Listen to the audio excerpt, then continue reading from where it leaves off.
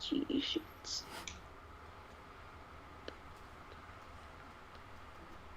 All right.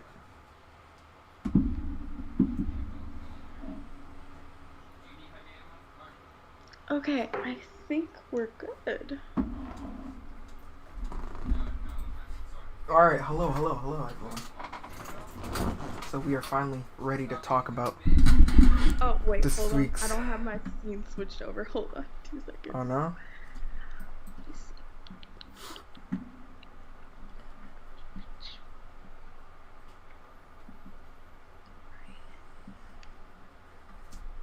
Thank you for joining Now the we're chat. good. What's up? All right, awesome.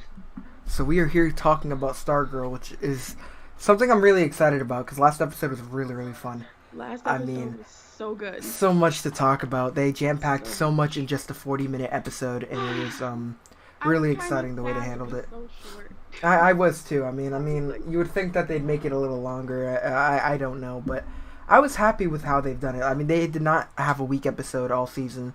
They killed it in all aspects. I mean, explaining certain characters, with their backstories. They didn't milk it. They didn't stretch it too much. They gave us, I feel like, a fair amount of what we needed to know. The thing that got me the most dramatic moment of the whole thing, I think, was when Yolanda was in the tunnel and Henry was just like, I was like,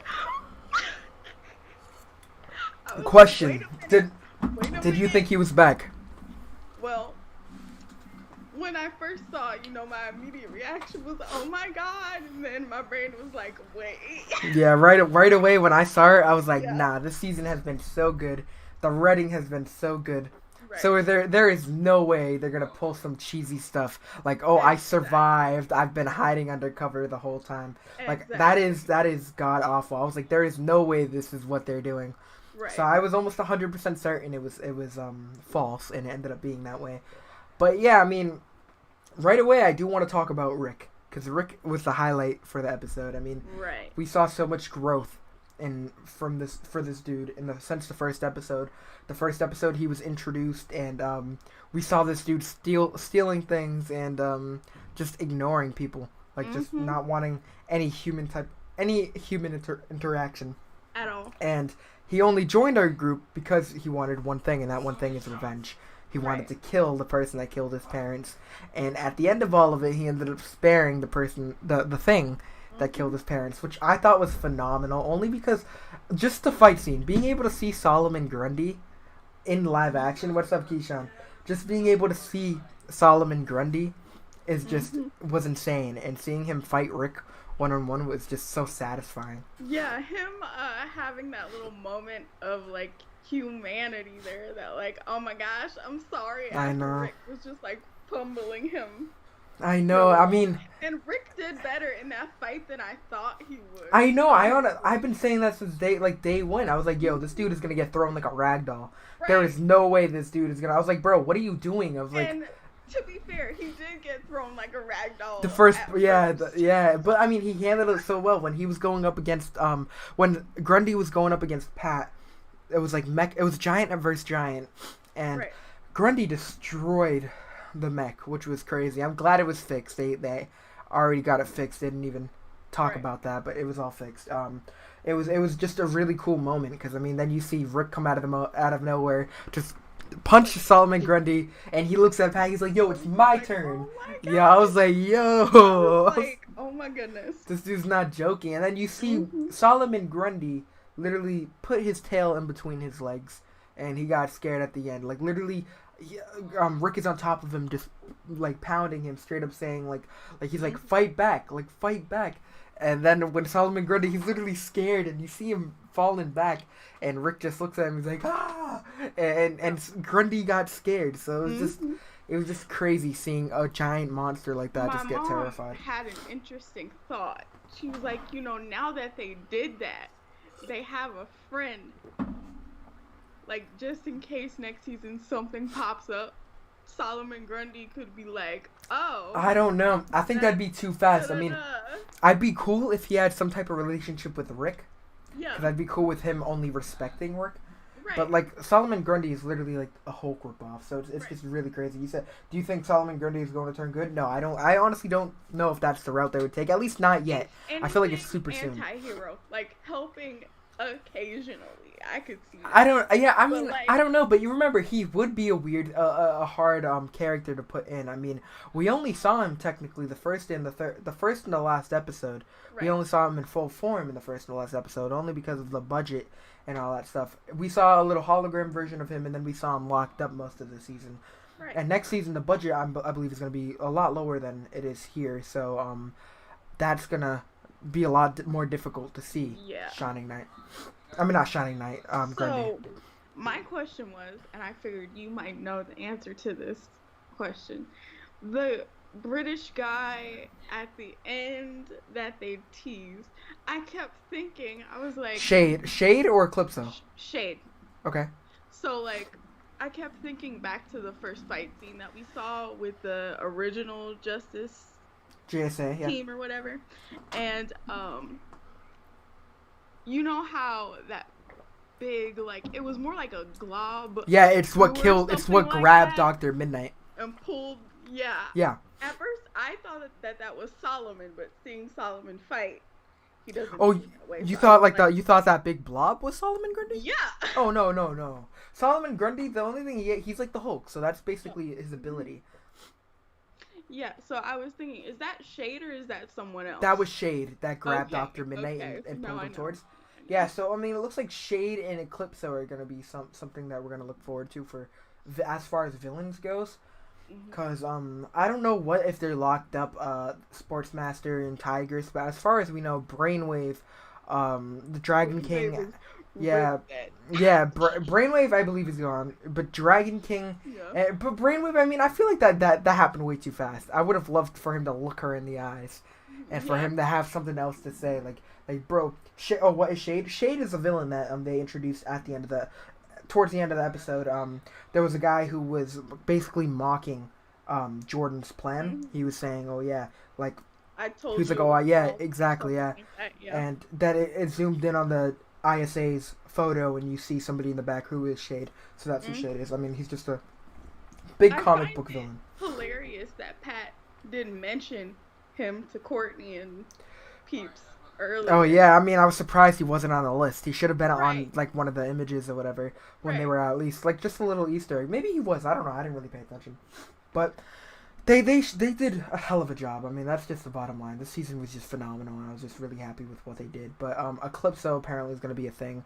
Cindy, I don't know what she's doing. I mean, she's releasing Eclipso, and Eclipso is a strong villain. So that's literally some crossover type stuff. He's a crossover worthy villain. So it's going to be interesting. From what I remember, the Dr. Ito that I remember could regenerate. Yes. So I don't think he's like I don't think he's dead either, but Jeff Johns would not give an answer on whether he was dead or not. So I'm just going with he's dead for now, which I don't think he is. But of course you can't I'm not going to just say he's alive because the last thing we saw was same thing with Jordan. I don't know. I want to say he's still alive, even though it makes sense that he would be dead due to it'd be like the uprising of Icicle Jr. Yeah. But, I mean, the thing is, it's like, just the way he went, I mean, it was just insane. It was the fact, it gave me some Agents, I don't know if you watch Agents of S.H.I.E.L.D. Have you seen Agents of S.H.I.E.L.D.? I've seen a little bit of Agents of S.H.I.E.L.D. Did you finish season 1? I haven't finished it. You haven't finished season 1? I haven't finished season 1, no. I need to catch up. Oh, God. Well, season 1, they ended up doing a little comedic thing where they thought they killed somebody, and then at the end, they ended up killing it permanently as like a kind of like a joke type thing. Yeah. And that's kind of what I got vibes of when we were watching this, because we're over here thinking Icicle's like fully gone, and then all of a sudden he gets up and he's ready for one last attack. Then you see a pickup truck come out of nowhere and just smash this dude into pieces. Mike killed me. A 12-year-old murdered a man, and we're not talking about that. We're taking it as if it's a comedic moment, but a little boy killed a dude, and we're not talking about that. And it's just mad funny thinking about it like that. So, like, an unexpected hot button topic of discussion on my channel was that scene in part 1 with Pat and Mike inside the auto repair place. Yeah. And Pat's getting ready to tell Mike everything, and Oh he's my playing god, and he's with the so drill or annoying. whatever, and Yes. Pat's just like, "Hey, listen to me." Now, see, you and I, we're people of color. We're used to strict parenting, Okay. right? Like if we ignore our parents, we're gonna one or Yes. two things is gonna happen. Oh We're god. gonna end up getting punished. Yeah, I don't know if you saw my reaction for it. The first thing I was doing, I was like, bro, like put that damn thing down. Like Pat's Yeah, not gonna take it no more. And then yeah. this dude yelled and it scared me. I was like, shit. Cause like everybody, some people took my reaction as, oh, you're saying Mike doesn't have a right to feel the way he feels. Like, I'm saying he has a right to feel that way, but Yeah. there's respect you have to There's have certain for your points where you parent. like there's things that you can say, but there's like lines that he crossed. Like Yeah. this dude wanted, he's like, stop treating me like a kid, and that part bothered me Like so you're much. 12. Only no, it wasn't even that. It's the fact that while Pat is finally trying to release and tell him everything, this dude like say you started talking right now, and I just start. And then you start talking again. Yeah. This dude was literally clicking the button only when he decided to talk. So Right. it's like, bro, you don't want to be treated like a child, and stop pressing the damn button. Right. Exactly. I was like, oh my gosh, what are you talking about? Yeah, I didn't expect that to be such like a hot button thing in my comments, but apparently definitely, it was. yeah. Someone said, I don't know how they're going to do the storyline with Starman, which makes sense. That was definitely something crazy. I don't want to 100% believe that he's actually alive, because that sounds too good to be true. Let me And tell you, I knew that they were going to be doing something with Starman because Joel McHale's a big I pickup. They can't just get saw rid of him. that, but I saw also that the CW kept doing interviews with him That on makes sense, YouTube yeah. and stuff of that nature. I was seeing that too. If he's really dead, why would they even bother? And he is such a Extra big press. actor. I mean, it'd be Right. like picking up like a big actor and just wiping him after one show. It's just something that you don't really do. Exactly. And I mean, obviously, I don't think he's alive, but I feel like they'll find some way to have Joe McHale be in a couple episodes at least. Right. But it's gonna be really interesting because I mean, what if he is alive? I just don't understand why he would come back after 15 years, out of nowhere. Like just deciding to come back. It's been 15 years, and I mean, one theory is, oh, maybe he knew the JSA was back and active. Right. If that was the case, then he would have known where Pat was. He didn't even know where Pat was. He went to Los Angeles looking for Pat. But for all we know, it could be another JSA member, which I'm hoping it could be. As long as it's not a bad guy, I'm okay. But I mean, I'm just really interested. They're teasing so many things for next season, and it's just throwing me all over the place. Right. One of my subscribers made a really good point, and that's that the staff's reaction to him is gonna say everything that Yes. we need to know. But the thing is, he's the staff is a sentient. I'm pretty sure. So Yeah. it's more. I don't know if he'll be able to like sense the presence of it actually being him, or if he'll just be like, oh yo, look, it looks like Starman, so it is Starman. Like I don't know how they're gonna end up playing it, you know. Right. And but then again, I'm pretty sure it does go with how you feel as a human being. Right. Because I mean, it kind of showed that, and I feel like that's going to be a part of the next season. Because when Stargirl thought her father wasn't Starman, the staff wasn't working, and it wasn't working because the staff didn't think she was Starman. It was because she lost all of the faith in herself, because she Right. believed that, oh, I'm not Starman's daughter, so that means I'm not capable of wielding the staff. So I feel like that's going to actually show something for the next season. Like oh yeah, it's not what you look like, it's not who you belong to, it's what you have, like who you are, like if you're willing to do the kind of like Milner, as long as you're able to, like you're the courage, you got to be worthy, I guess. I don't know. Exactly. I have a feeling that's exactly what it's going to be like. It's gonna be really interesting. All I know is that like I kept hearing what you were telling me. You were saying that like that the whole plan that they had only worked on adults. And I mean, I didn't even pick that up when they were talking about that. So when you said that, like I was like, oh shit, then that must be true. Yep. So I mean, I was like, oh, so we do know it's gonna end up happening. It's just a matter, because if it only works for the adults, then like that's basically a guarantee that it's going to happen. So then it ended up happening. I was like, all right, yep, and it happened, and it ended up being crazy. We ended up getting have you seen Endgame? Yes. So you saw Morgan Stark? She ended up being in this episode, which was actually really funny. Wait a minute. I don't remember seeing her in the episode. I mean, I don't remember she was like they put her in a lot of the episode. It was like the beginning of the episode. She was the little girl that kept trying to tug on her dad to see if she was awake. Right. Yeah, right away I was like, recognize her yeah. face. In my reaction, I was like, you know what? I don't know. That kind of looks like Morgan Stark. But yeah, I'm bugging. And then I was like, wait a second, that is Morgan Stark. Right. And it was just got me all. I got a little excited from it. But it was pretty cool how they added her into it. Mhm. Yeah. And she had a pretty significant role because that kind of had us set the stage for like the emotional toll that all this would take. Yes. You know, she's sitting there, and her dad might not make it out of it. I know. Yeah, like, that part was my dad's already a good person. You're just like.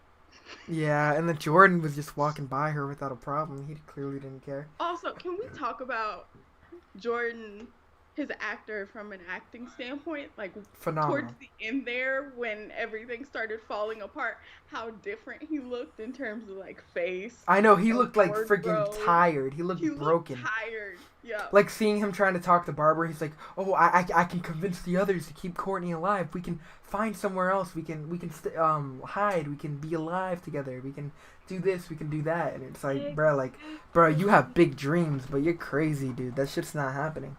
He was just dreaming too big, and he's nuts. I mean, I love the little in between Pat and him, where he's like, Pat, you have no powers. You don't have Stripe. What are you gonna do? And Pat's looking at him, and then Jordan was like, oh, so what's your weapon? And then he's like, our daughter. And then you just see Courtney come out of nowhere and just kick his ass. And I was like, bro, that's fire. And we finally had that moment pay off, where in the beginning. With Courtney and Pat, where she was like, I'm your daughter. It was like giant character development. Oh yeah. But that part was really emotional. I did feel that. But what I mean is, like, if you remember in the first couple of episodes, we had the part where Yolanda and Courtney were on top of, I believe it was the same tower, and Courtney was like, oh yeah, apparently Wildcat could jump and land off both of his feet, like would land on his feet. Mm-hmm. So she was like, oh yeah, let's try to jump, and she just didn't have the balls to do it. She just couldn't do it. And so they were like, oh, we're not going to do it. And then in this episode, Courtney ends up falling from the same building, and Yolanda jumps down and saves her, and ends up actually jumping and facing that fear because of Courtney, because it was either let Courtney die or face her fear. She jumped down off the same building and actually landed on her 2 feet. It was a pretty awesome moment. Yeah, it definitely was. She is like my MVP of like the whole entire team. Yolanda? She has to be my favorite other than Courtney. I'm really enjoying. At first, I really hated Courtney. I don't know why. It was just like some of the reckless things she was doing. Like, I mean, she wouldn't let. And people were calling me out in my chat about it. They're like, bro, why are you like hating on Courtney? You know, some people might say that you don't like people that have the same traits as you, so you think of her as an annoying little teenager, so maybe that's what you are. I was like, bro, why are you getting so salty? I was just saying that I don't like the fact that she's making all the dickhead decisions. Because Pat is over here, yeah, he may have been a sidekick, but he knows how a lot of the superhero stuff works. And she's over here literally, after 2 days of holding the staff, trying to go guns blazing, going after big bads. That's literally like Robin thinking he's ready to, like, say if I became Robin tomorrow, but that doesn't mean I'm ready to fight the Joker. Like, that's some stupid stuff. Like, I'm not gonna go after and fight these big bads right away. Exactly. I really enjoyed, like, also seeing Beth come into her own with the goggles was like, it was great. Yeah. Like, all the kids had such big character growth this episode. I don't think it's the real Starman. I do not. Yeah, you said what? All the kids? All the kids had, like, their own big character growth this episode. Like, our Wildcat was probably the only one that had sort of a negative growth because she killed Brainwave. Yeah, yes. And that's kind of, like, gonna put her in a moral stance of, like, you saw at the end of the episode, like, her kind of zoned out a little bit. Because after you kill someone, you're never really the same. Definitely, and, it was, like, Rick's big growth moment was the fact that he, what is it called? He spared Solomon Grundy. Beth was a little weird. I mean, I don't know. How do you feel about the goggles having pronouns? Like, what do you think on that? The goggles having pronouns? They have pronouns? Wait. Yeah, you heard like you heard Courtney. She's like, "Don't worry, we'll fix them." She's like, "It's not a them, it's a he." And I was like, I don't know. Oh, well, I mean, it makes. Do you think she's crazy, or do you think? For me, for Beth to say that, because she feels like Chuck was like one of her first real friends. Sort of. Yeah, she like was she's alone. Gonna grow out of it. Like, and it sucks because at one point, she was telling her parents that you're my only friend. So it's like, sucks. Someone said started the show not liking Courtney. Now I love her. However, I hate Yolanda, which is a different take. I started the show not liking Courtney. I always loved Yolanda, and I still love Yolanda, and I think she's more of a badass for what she did. I would like to hear why you're not a big fan of Yolanda. Yeah, me too. But yeah, other than that, I mean, yeah, Yolanda, I mean, I feel like we're going to end up getting some dark moments in season 2 where it's discussing, like, kind of like the backlash or, like how she's coping with the fact that she killed someone for the first time. She definitely has, like, a Bruce Wayne type complex, like, quality about her, yeah. That's going to be a little insane. I mean, Bruce, of course, like, isolated himself. When he killed somebody, he quit being the Bat. So I hope they don't do something like that with Yolanda, where Yolanda tries to be Wildcat for a little longer, but it's like, no, after what I did, I can't keep this going. Like, I just hope they don't do that. Yeah, I don't think she'll do that, but I think that, she most definitely will battle within herself, because after facing off against so many bad guys, once you kill a person like that, it becomes, especially on teenage adrenaline, you're like, no, you deserve it, die. I know. How do you feel? Do you think they should have defeated the ISA as easily as they did? I don't think they should have. I feel like that's the one thing I wasn't so fond of. I feel like that's the reason why I want to believe Dr. Ito is still alive. Yeah, but Cindy was the one that took care of him. Shouldn't have beat him that easy, right? A lot of days ago, yeah. And also, I mean, I wasn't too fond of Jordan's way of dying if he is dead. Yeah, he may have shattered. Run over by Michael. I mean, that's funny, but I wanted him to because his whole body wasn't ice yet. It was pretty crazy how they showed it. It looked pretty awesome the way they handled that. But yeah, it's like if you think about it, the first episode, it showed the ISA team that we've seen before. So the only member that they had that was different was that they had what's his name? Shade. Shade was a part of the group, and they didn't have Shade before. I mean, they didn't have Shade in this fight. Right. But the thing is, it's like on the JSA side, we had experienced fighters. Not only did we have a professional Hourman, we had an experienced Dr. Midnight who actually could fight, and we also had an experienced Starman. Courtney is a good Stargirl, but I mean, we had a Starman. And not only that, we had a Jay Garrick, we had a Green Lantern, we had a experienced Ted Grant, we had, I'm pretty sure Dr. Fate was somewhere in there. We had the Hawks involved. So all those characters that are literally supposed to be strong as hell were not even enough, and then a group of teenagers come up the cut and were able to take them on. Because if you look at the mansion, it showed Jay Garrick's helmet on the ground. It showed, I'm pretty sure, Shiara's helmet as well on the ground, and it showed some of these different characters that are literally supposed to be goated, and it showed that they died, even Green Lantern. Right. And then we have these teenagers that were able to take them out, and obviously it wasn't easy, but they ended up doing it. Right.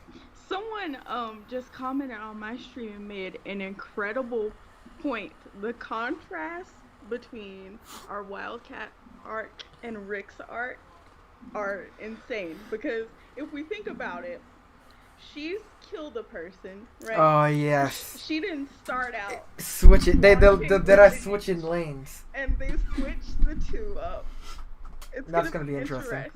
Yeah, I mean, I didn't even think about that because when they were in the tunnel, you saw her kind of pull Rick back a little bit. Killing is wrong. Worth it, and eventually we're gonna have to see Rick do that to her. Cause she did. I said killing is wrong. God or whatever. It's God. It's not God's thing. He doesn't like it.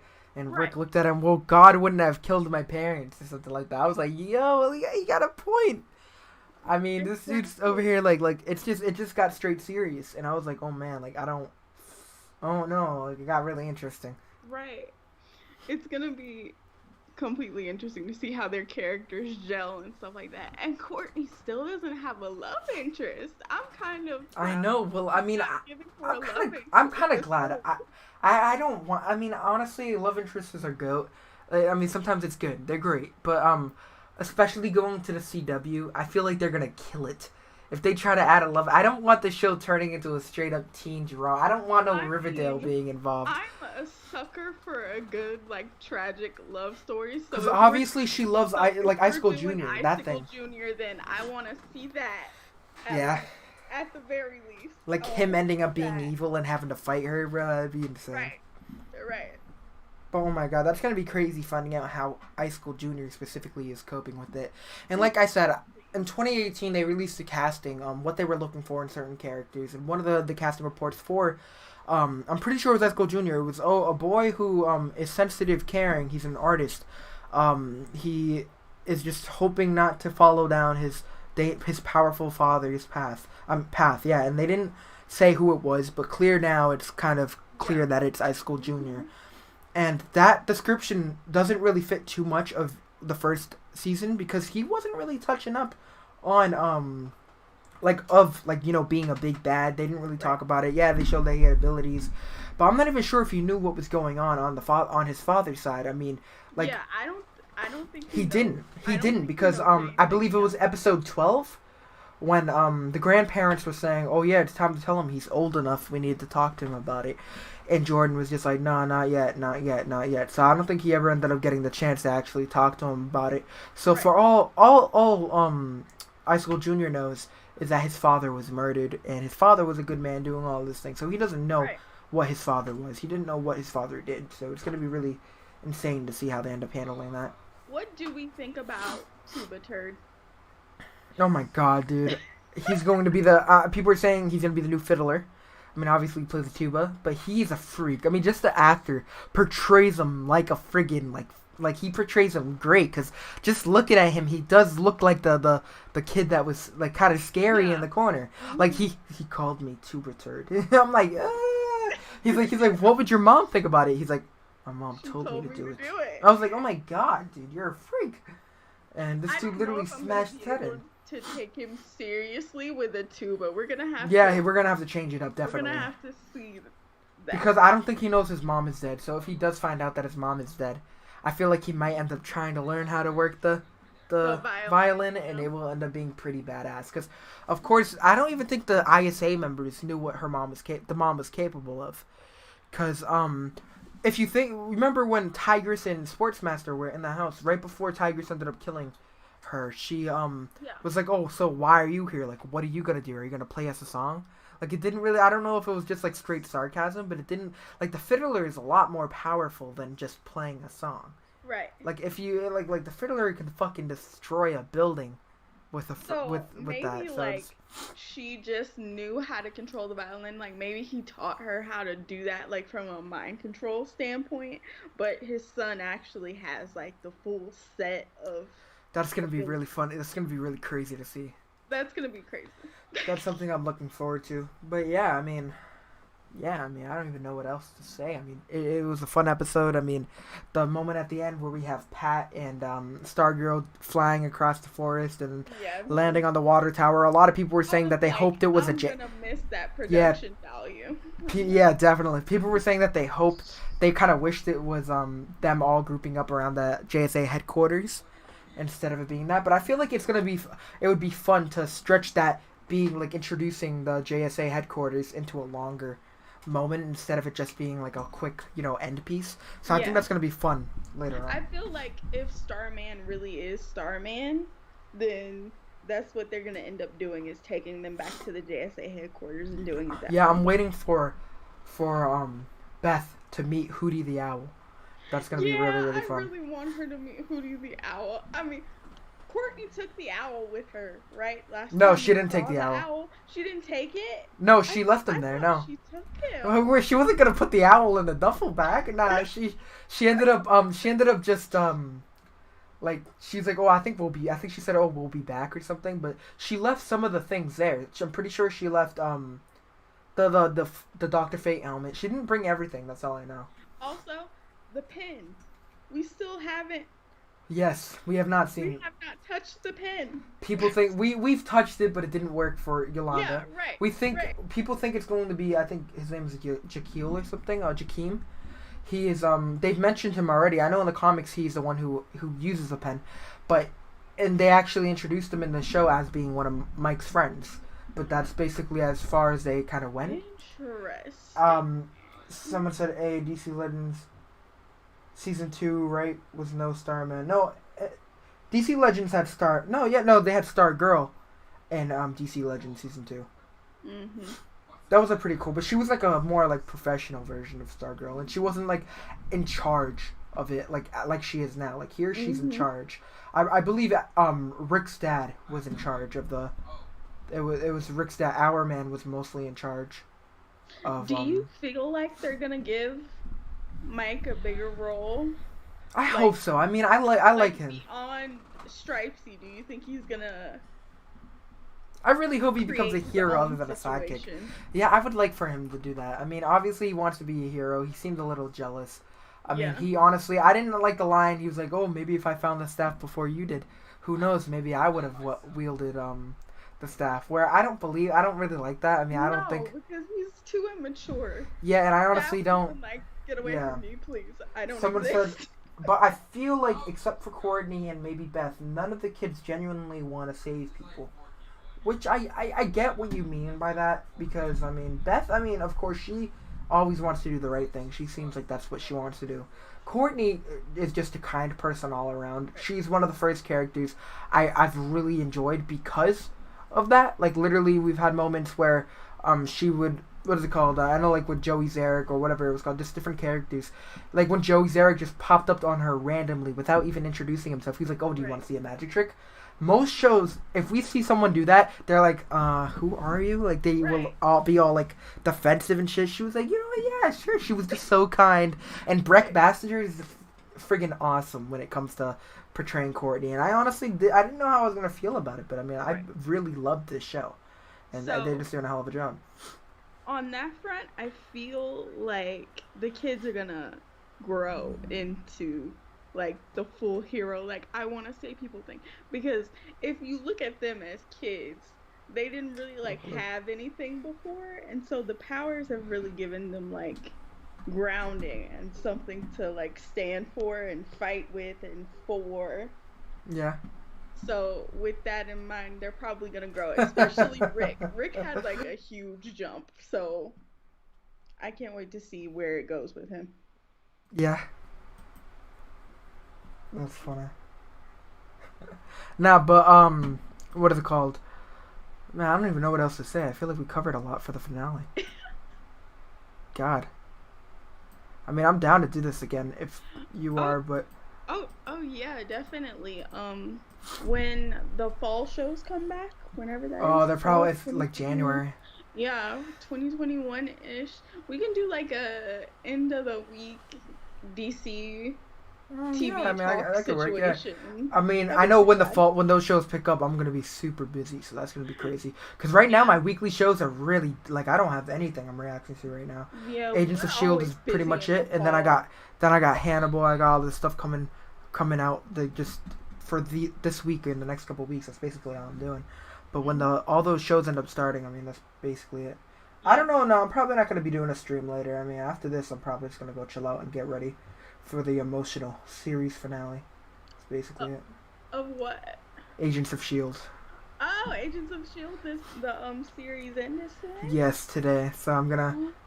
Yeah. So I'm gonna get ready for that. It's gonna be a little emotional, but I'm ready. So yeah. That'll be fun. I can't wait to see the rest of the Marvel shows and what they do when they come out on Disney Plus. Oh, I'm so. Oh my God! Falcon and the Winter Soldier was supposed to drop this week, but they ended up since the whole coronavirus thing, they ended up changing it up. Where I live. Hello. How are you? They filmed Falcon and Winter Soldier here, actually. Oh, in Atlanta? Yeah. Mm-hmm. That's pretty awesome. Yeah, that would have been cool to be a part of to check that out. in like places like where like next to where I live, and so that Oh my was god, that's very awesome. weird. I Did you was like, record oh anything? my god. No, I didn't record anything because we didn't drive by any of the places. But Okay. like, it's Well, crazy to think about. Like Falcon and Winter definitely. Soldier right down the street. Oh my god. Well, this is good. We're gonna end up doing this again definitely, so we can Yeah, talk more about it. definitely. And I mean, I don't know what are they doing in the next month. I don't think DC fandom. So if anything fancy comes out, we Yeah. can. Did you Fandom. get? How did Were how, you involved in the reactor fandom? Are you gonna be in that? yeah. Hmm. They must. How do Okay, you good. feel about the Zack Snyder cut? I'm excited. I mean, obviously, some people have their mixed emotions, but I'm excited only because they're going to be adding a lot more footage. They're apparently going to break it down into 6 episodes and drop it on HBO Max. So that's 6 going to be really fun. episodes? Apparently, What? yeah. I mean, I'm going to react to those. That's going to be really fun to watch. But Okay, well other than that, I maybe. got high hopes. And if they drop anything fancy on DC fandom, I will be sure to probably end up doing another live stream. But yeah, other than that, I Yeah. mean, I'm excited. This was fun. Again, everybody in the chat, if you want, go ahead and follow Dynamic Reactions. Yeah, Do and the same everyone on thing. my chat, if you want to follow Busy, his link Busy is Brown. in the description. Same thing over here. So again, thank you for the talk. And Yeah, it's always a fun time.